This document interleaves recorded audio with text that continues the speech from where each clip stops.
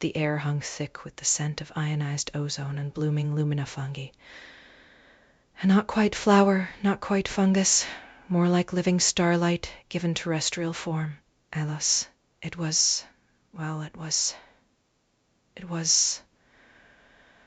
of the long-lost Xylosian, echoed in the hum of the planet's very core. A civilization that dared to merge flesh with machine, magic with science, to an extent that made even the most hardened cyber-archaeologists gasp. And look, over there, that shimmering, almost ethereal waterfall isn't water, of course. It's liquid light, cascading down the sides of a ruined structure that once presumably was some kind of temple. Or maybe a data-nexus. Hard to tell, really.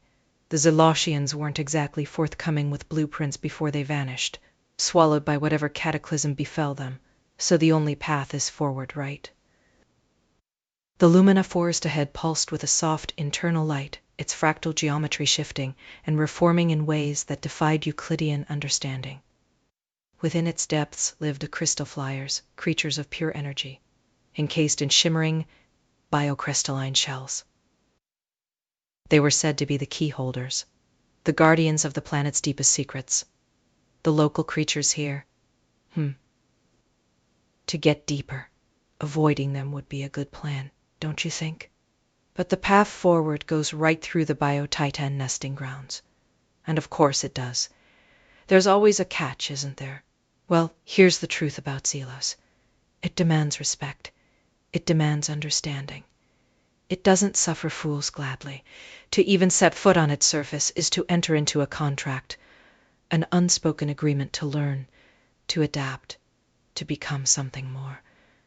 The Crystalflyers began to swarm overhead, their light casting intricate patterns on the moss-covered ruins. They were curious, sizing up, assessing intent.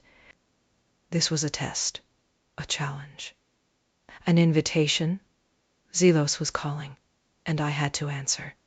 Ahead, a ravine opened up, revealing a network of glowing, interconnected nodes deep below the surface.